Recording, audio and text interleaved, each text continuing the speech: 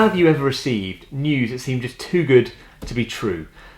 My Facebook and Twitter pages at the moment seem to be full of some sort of car competition where people enter weekly and have the chance of winning their dream car, an Audi, a Porsche, or whatever it is. And the videos are all the same. There's a knock at the door, bang, bang, bang, and the door opens to reveal whoever it is that's won. And they always react the same way. They say, I can't believe it. I can't believe it's too good to be true. And they'll say it as they're brought from the front door to the car. They'll be sitting in the car and they'll still be saying, I can't believe it. I wonder if you've ever had an experience like that where someone's told you something or given you a bit of news and you think, I just can't believe it. It's incredible. And the reason why we start with that tonight is that I think there are things about the Bible which people find hard to believe. Some would even say that it is just too good to be true. The Bible contains in it something called the gospel. Literally, the gospel means the good news. It's the good news how there is a God out there who loves us more than we could possibly imagine. And he doesn't treat us as we deserve. The Bible tells us that actually, naturally, we're in trouble with God. Our natural inclination is to turn our backs on God, instead of acknowledging him and trying to live for him in his world. We say, thanks God for your world, thank you for the life you've given me, now shove off, I'm going to do what I want to do.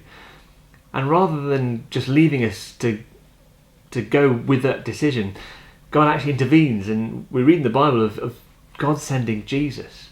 He loves us so much that he sends Jesus into the world, to enter the world, to live as we do, and yet to die on the cross, and in dying on the cross take from God the consequences that we deserve for the way we've shoved him out of our lives. And the story doesn't end there. The story goes on to talk about Jesus rising from the dead 3 days later, so that not only can we be forgiven by God and reconciled to God, but we can look forward to an eternity with God, life with him forever, the God who loves us more than we could possibly imagine. It seems too good to be true. It seems too fantastical to be true. In fact, there's things in the Bible that give Lord of the Rings a run for its money in terms of being out there, aren't there? And if you join us here tonight, welcome to our evening service here at Grace Community Church. We're in the middle of a series called Confronting Christianity. It's a series based on this book, Confronting Christianity, written by Rebecca McLaughlin. And Rebecca was kind enough to be interviewed a few weeks ago. You can find her interview with us on the Grace in the Community Church YouTube channel.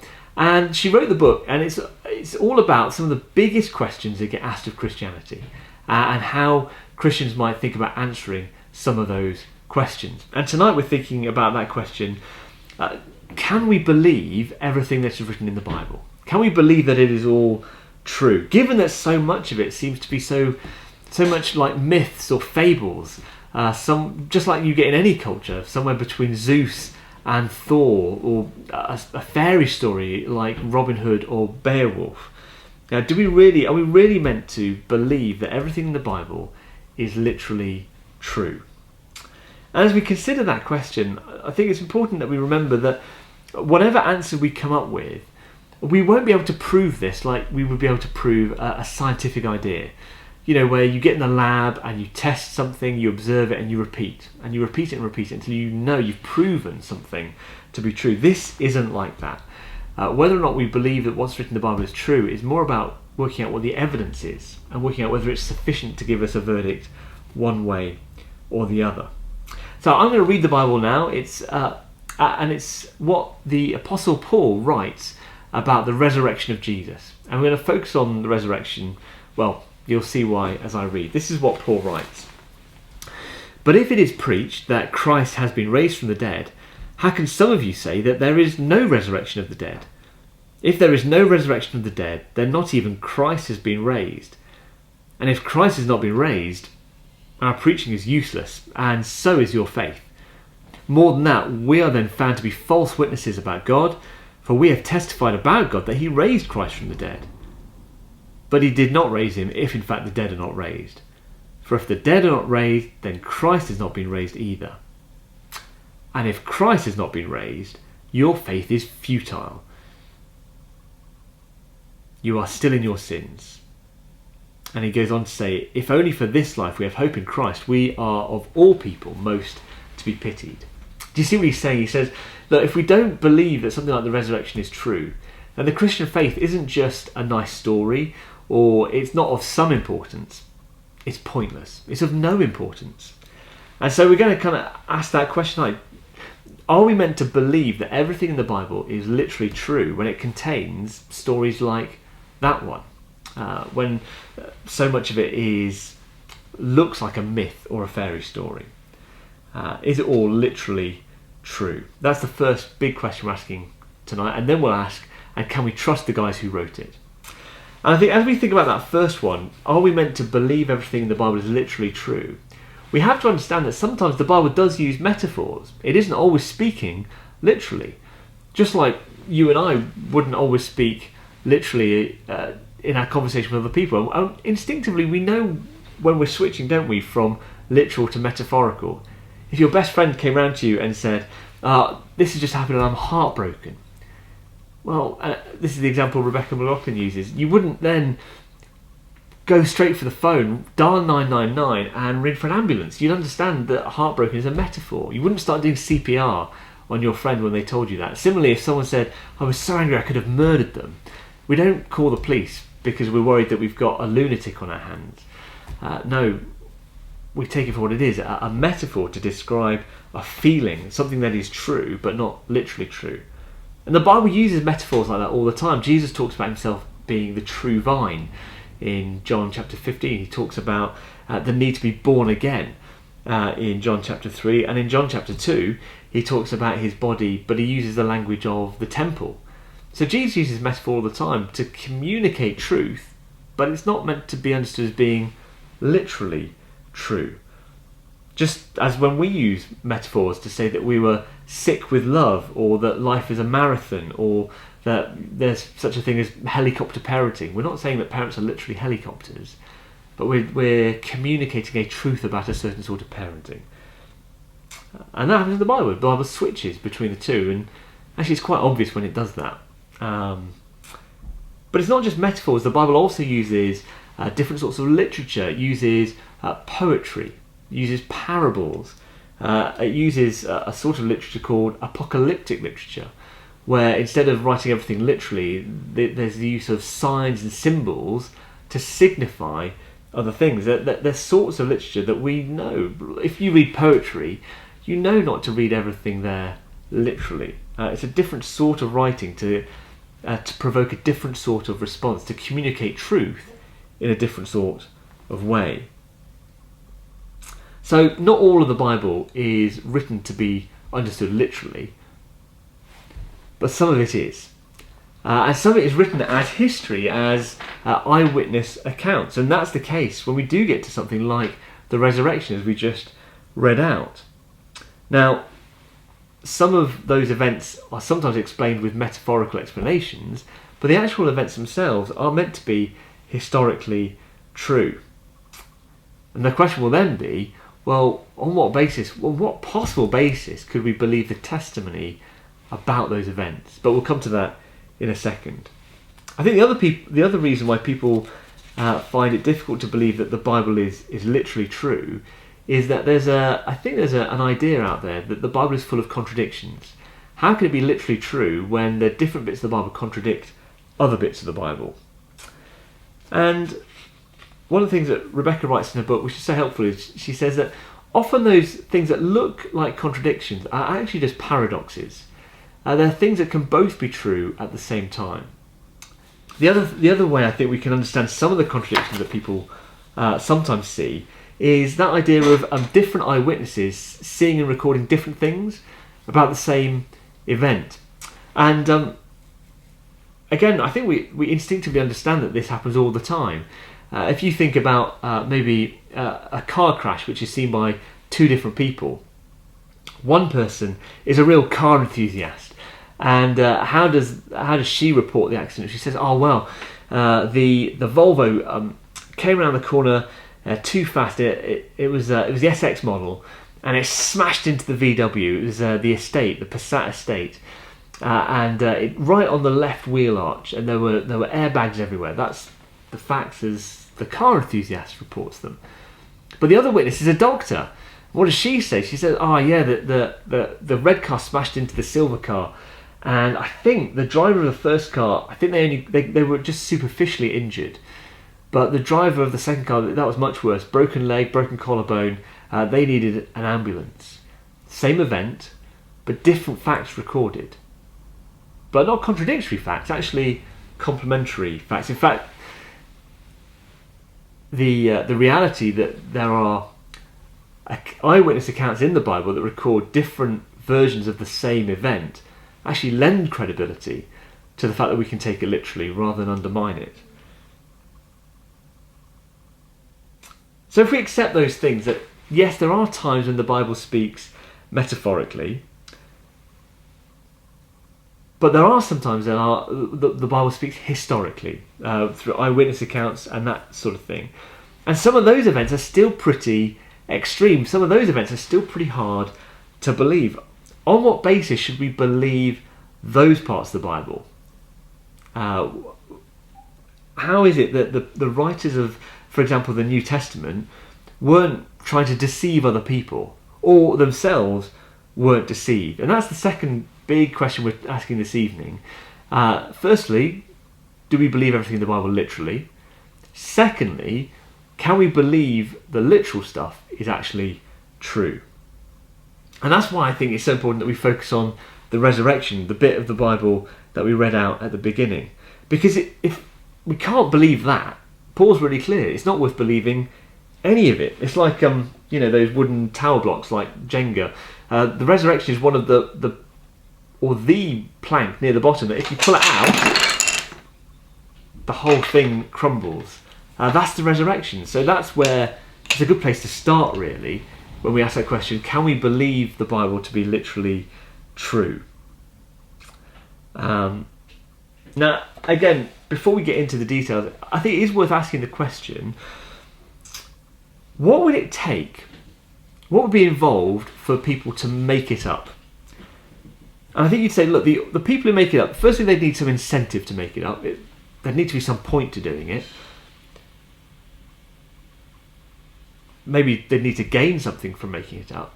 But secondly, what they made up would have to be something that is believable, something they thought would be persuasive to the people around them, something that would, really take hold of people. So we're asking the question: were people making it up? Those are some of the things we need to think about. And secondly, we need to think about what would it take for them to be themselves deceived. And that's where we have to say, well, were they in a position to know what they were talking about? Were they competent to judge the events that they witnessed? And is there a better explanation of the events that we know of than the ones they give us? Okay, so those are the sorts of questions we'll be exploring as we get into the second half of the question tonight. Because we've got to be honest, haven't we? There have been all kinds of hoaxes over the years. Right from Orson Welles doing War of the Worlds over the radio and convincing thousands of people that there really was an emergency because it sounded like the news and it was on the radio, which everyone believed at the time, right through to the latest April Fool's pranks. People get pranked and fooled all the time. So we need to be careful that we're not falling victim to the same sort of hoax. But as we do so, we also need to, I think, approach this with some sort of intellectual honesty. Because it's possible to approach this whole question where the conclusion has already been made. It's a foregone conclusion. It's possible to say, I know that dead men, dead human beings, are never raised from the dead. Therefore, no amount of evidence could ever persuade you. I think it's more intellectually honest to say, if we allow for the possibility of a God,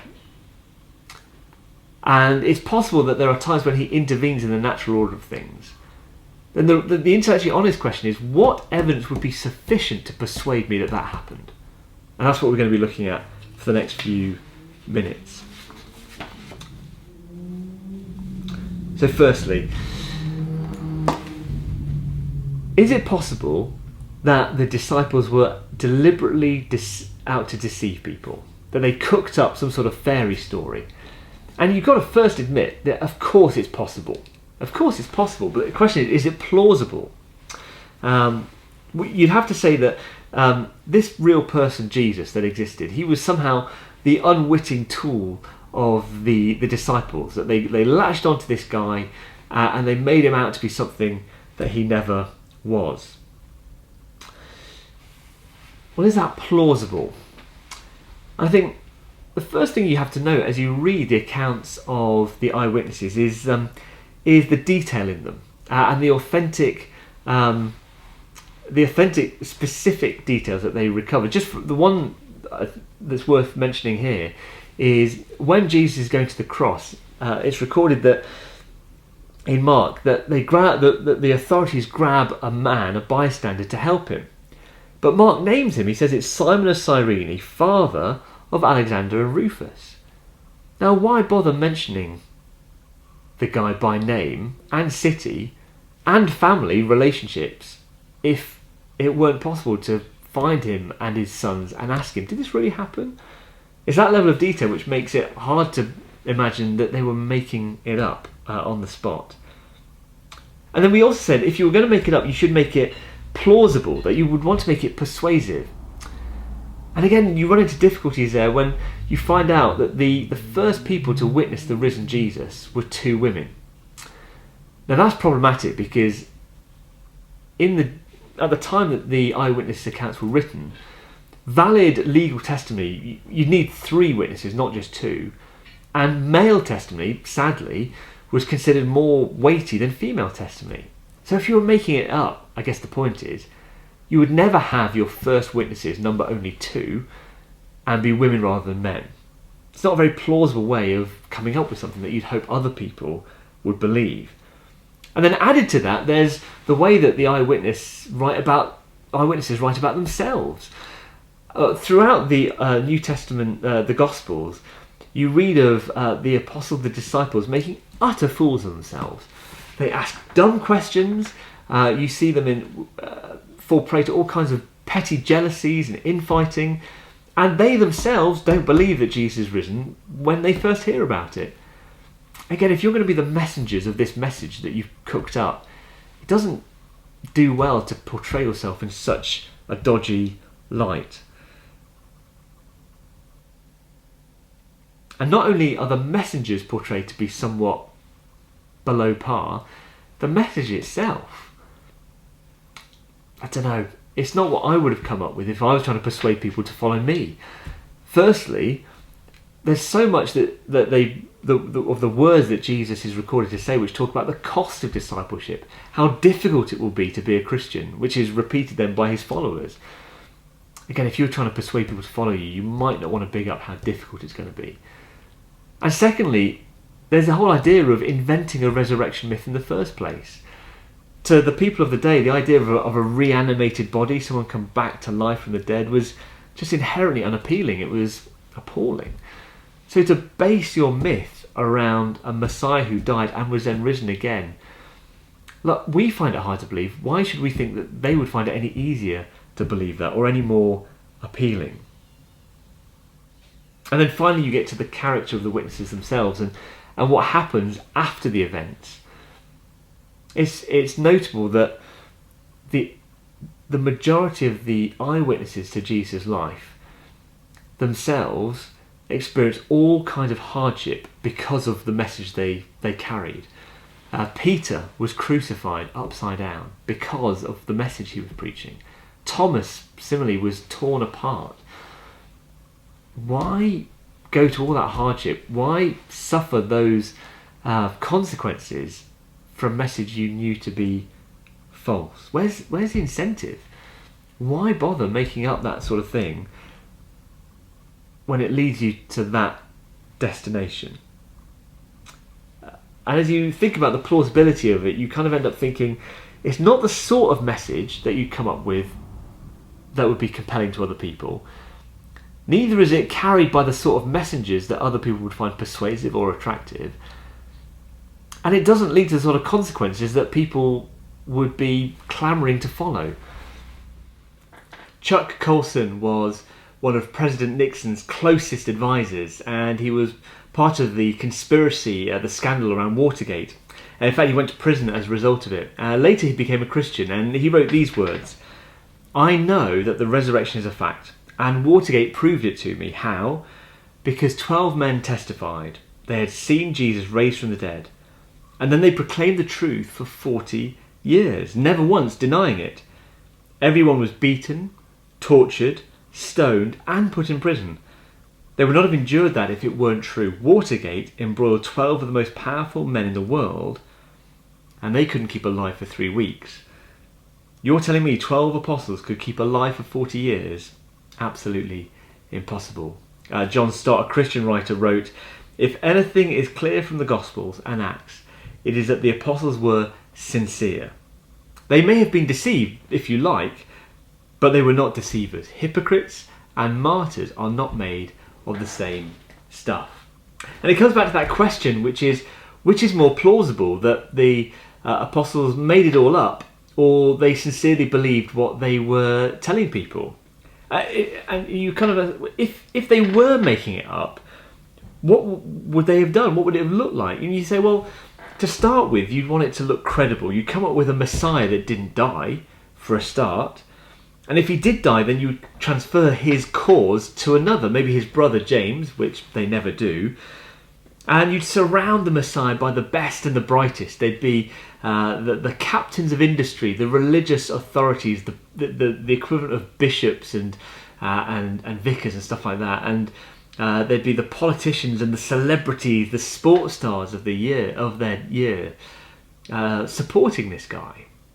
But Jesus is surrounded not by the best and the brightest, but by ordinary people. In fact, by many people who would normally be marginalised and left out. It's not impressive or prestigious in any way. He didn't raise an army. He didn't overthrow a government or cause a revolution. No, if they were making it up, they would have made his message one a promise of ease and reward, and yet the message is one of difficulty and challenge. And more than that, you've got to think, what would it have actually taken for 4 people to conspire to write the 4 eyewitness accounts? There's one writer online has sort of tried to imagine what it would look like. He says, look, Richard Dawkins, the famous atheist, says these words: "Nobody knows who the 4 evangelists were, but they almost certainly never met Jesus personally. Much of what they wrote was in no sense an honest attempt at history. The Gospels are ancient fiction." And so this writer said, well, if Dawkins is right, then something like this must have happened. And this is his imaginative account of what must have happened if Dawkins is right. He imagines the 4 gospel writers sitting around a table at a pub somewhere. And Luke says, "Let's have another round of drinks. I have an idea that I want to run past you all." John says, "Sure, what's on your mind?" Luke says, "Well, you probably heard about the Nazarene named Jesus who was crucified yesterday.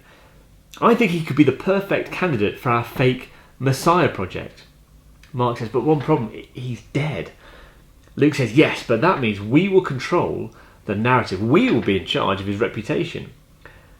Matthew says, "But who would follow a dead Messiah?"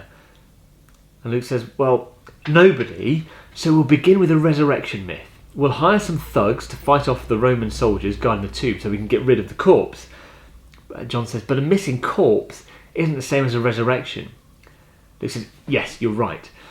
So what we'll have to do is we'll have to persuade Jesus' friends to spend the next 30 years telling everyone that he's risen from the dead, even if it means that sticking to that story will mean they get imprisoned or killed." Mark says, "Okay, then what?"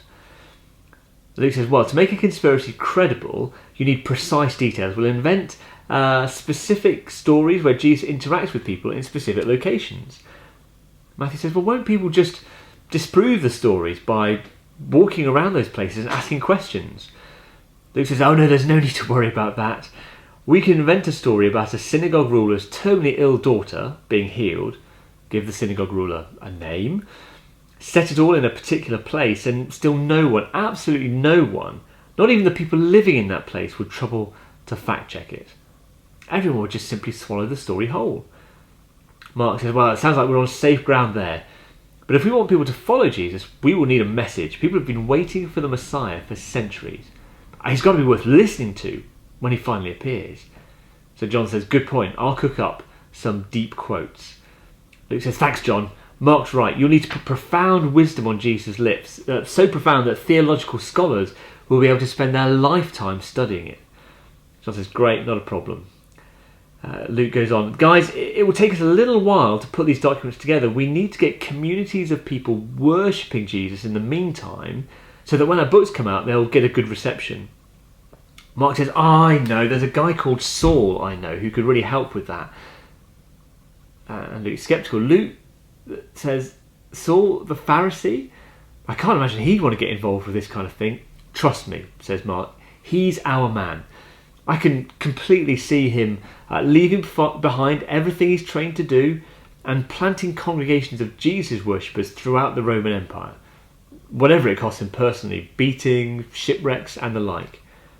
Matthew says, awesome, but Luke, can you just remind me, what's the point of all this? I mean, what exactly do we get out of this? Luke says, come on, Matt, it'll be such fun.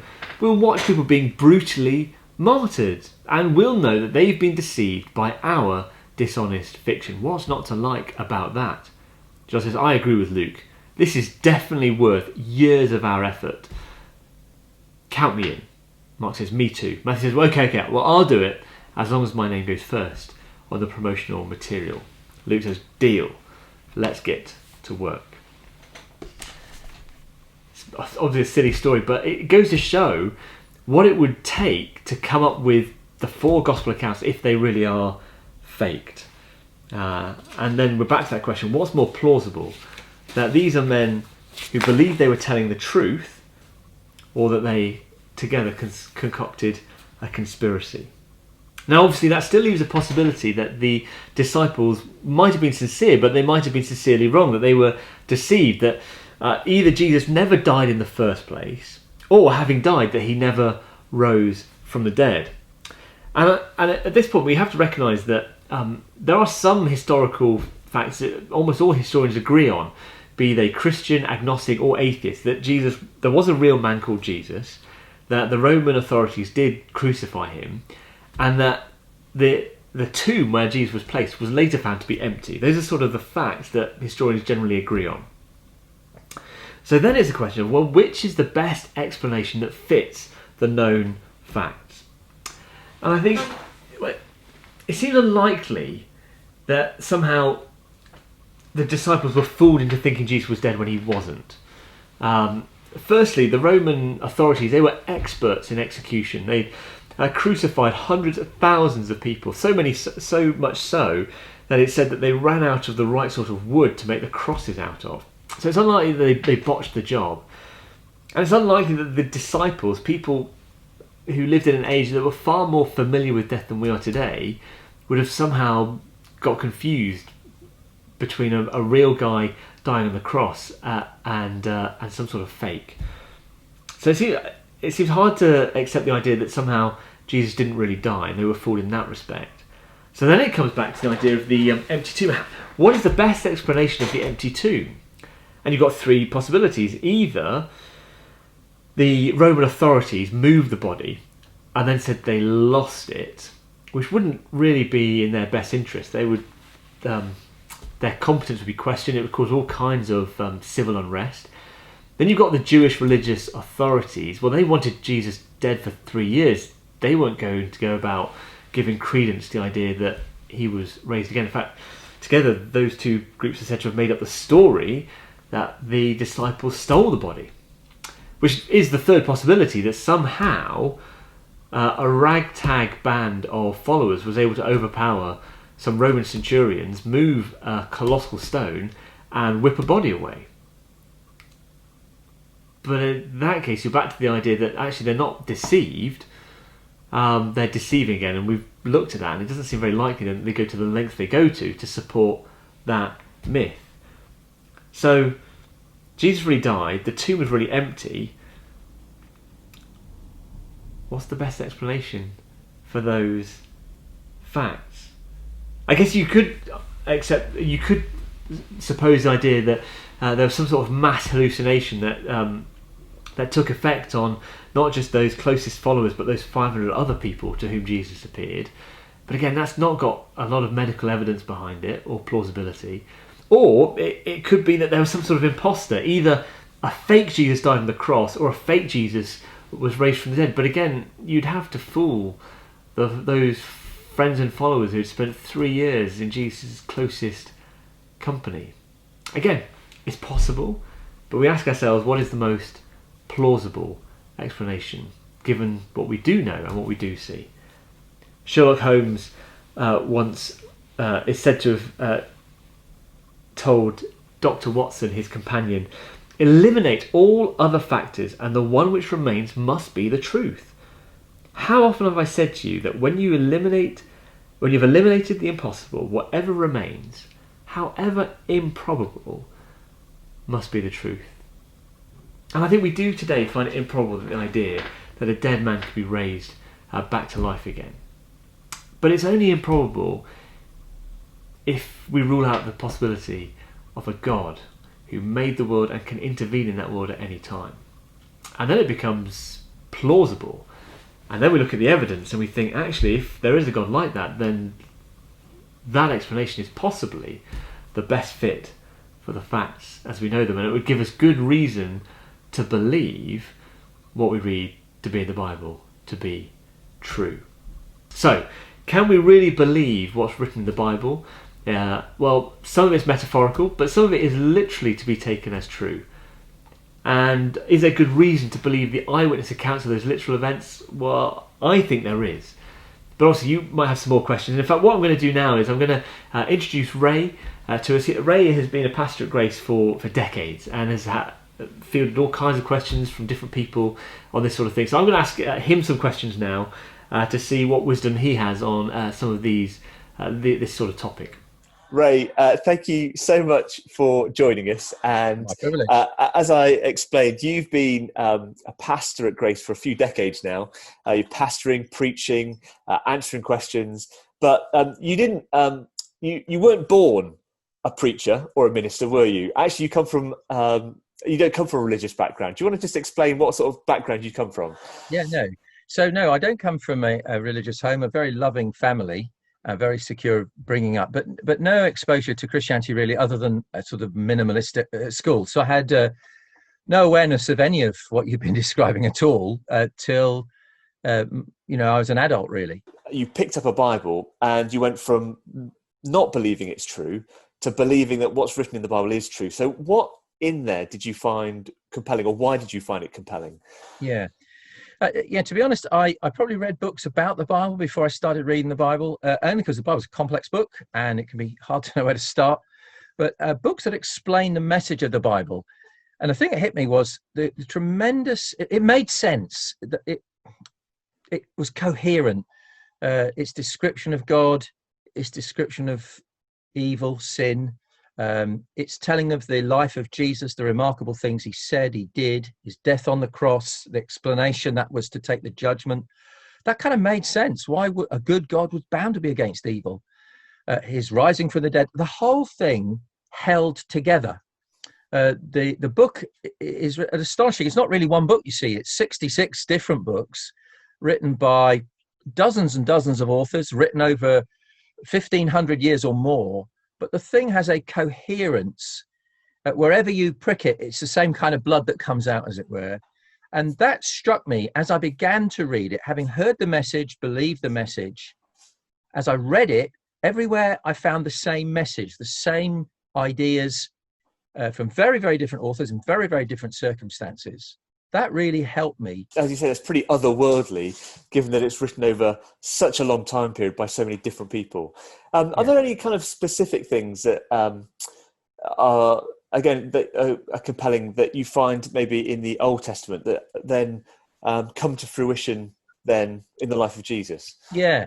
Now, you've been looking in detail about the eyewitnesses, but the thing that struck me, and again, I was totally unaware of this beforehand, and it would have sounded a bit nerdy if I'd heard it first, but as I understood it, the Old Testament, as I began to read that first 2/3 of the book, so many hundreds and hundreds of things pointing to this one amazing person. So let's just give one example, because the New Testament's constantly saying, see, we told you, it's already been told about. So here's one. This is from Peter, who's very close to Jesus. And he tells us that when people hurled their insults at Jesus, he didn't retaliate. Instead, he entrusted himself to God. And then he goes, he himself bore our sins in his body on the cross, so that we might die to sins and live for righteousness. By his wounds you have been healed. And that's a quotation. He says, look, I'm not making this up.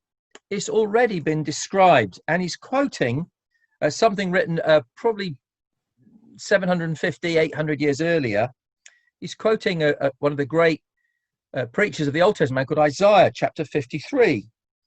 And this is what he writes. Surely he took up our pain, bore our suffering.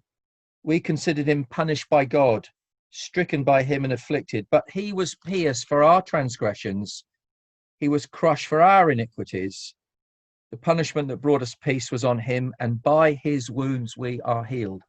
That message that somebody else would take the blame, and that one we would regard him as under God's judgment. That message, Peter says, that said that 800 years ago, and you wondered who it was. Well, we now know. Now, the New Testament does that so many times, and I found that very exciting. There's nothing like that in any other literature in the whole of the human race.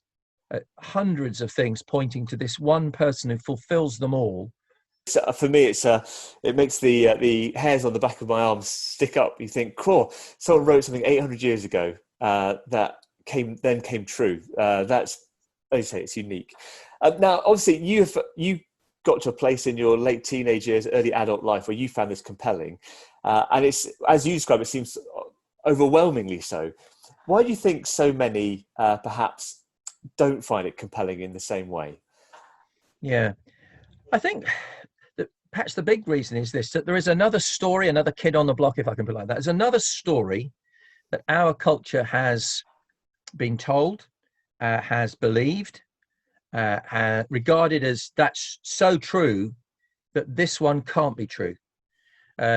So within that big story, it purports to come from the world of science.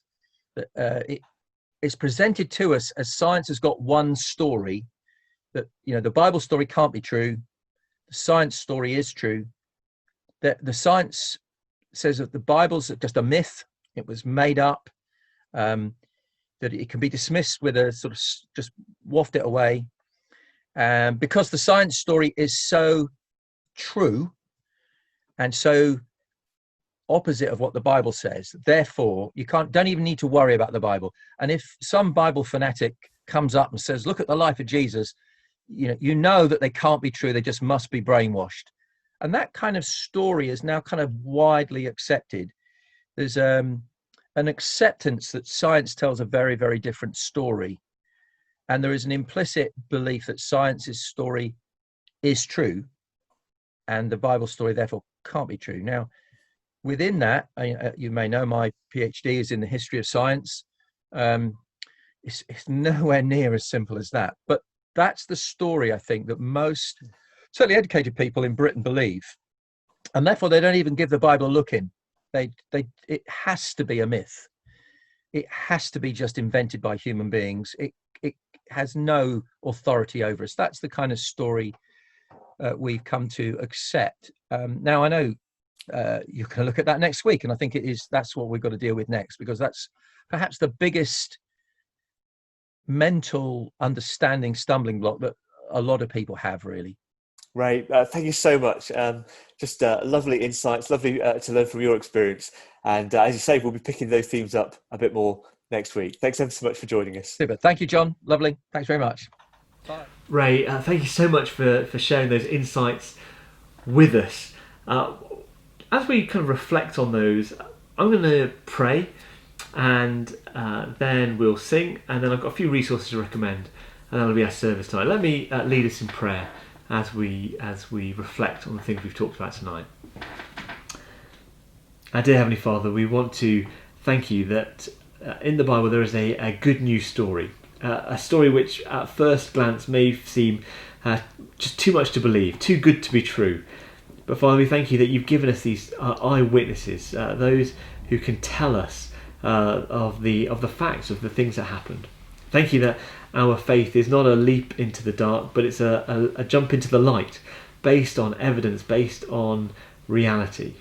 Thank you that because Jesus didn't just die on the cross and take on himself all the consequences from you that we deserve, but not only that, he's risen, Father. Thank you that we can have confidence that because he has risen and defeated death, that our death too might one day be defeated, and that one day we too might join him at your side in the new heavens and the new earth. Father, thank you for the confidence it gives us. Father, thank you that means that our lives now aren't pointless or meaningless, but have a significance, an eternal significance that otherwise we'd be without.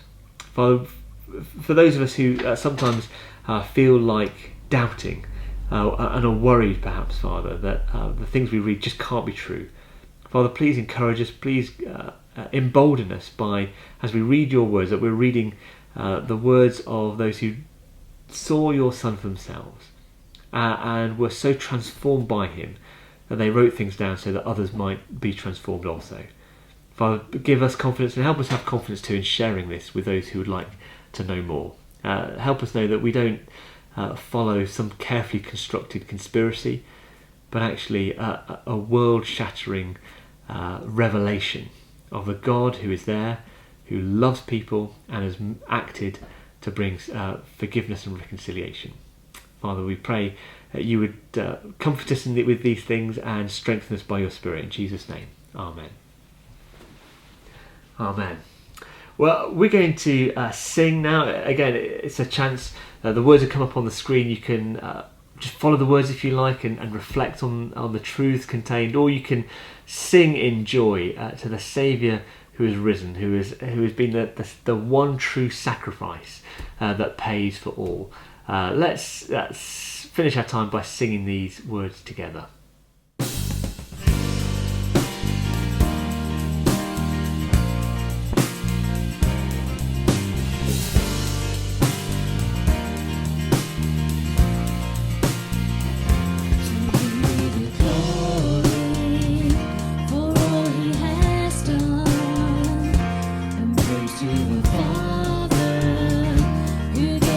His Son, a ransom for many.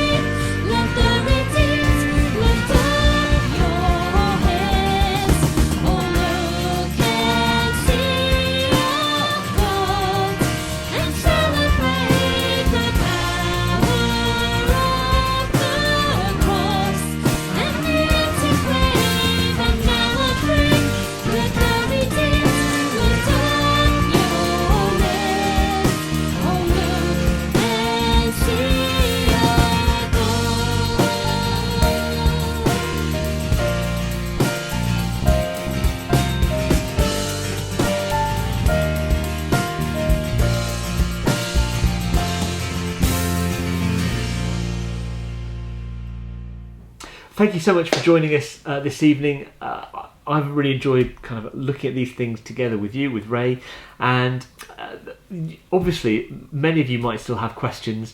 I've got some things I can recommend that you can look at. There are some books. Obviously, the Confronting Christianity book is really excellent. There is a book by a lady called Amy Orr Ewing called Why Trust the Bible. It's quite a thin book, but it's excellent again. That's a really helpful read. And a much bigger book called Jesus and the Eyewitnesses, a sort of really in-depth look at why we might find the eyewitness accounts to be trustworthy. There's some other resources which I'll put on the description down in the video description below this. And if you'd like to get in touch with us, ask us any questions personally, then don't hesitate to get in touch. You can contact me at john@graceinthecommunity.com. If you'd like prayer about any of these things, you'd really value someone to get alongside you and to pray for whatever's on your heart, then do get in touch with the prayer team at graceinthecommunity.com. And do come back next week. Please do come back next week. We'll be on to our 4th of 5, and we'll be looking at how can we believe what's in the Bible given all the scientific advances we've seen in recent years. That'll be what we're looking at next week, and it'd be lovely to spend that time with you then if you can join us. Good night and God bless.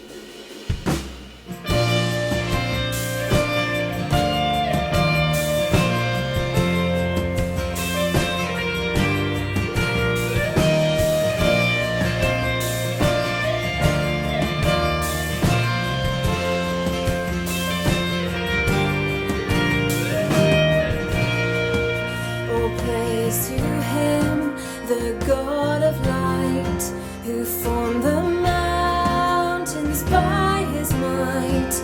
All praise to him who names the stars that sing his fame in skies afar.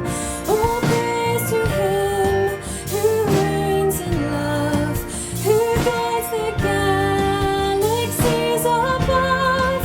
Yet thanks to him our every prayer with sovereign power and tender care.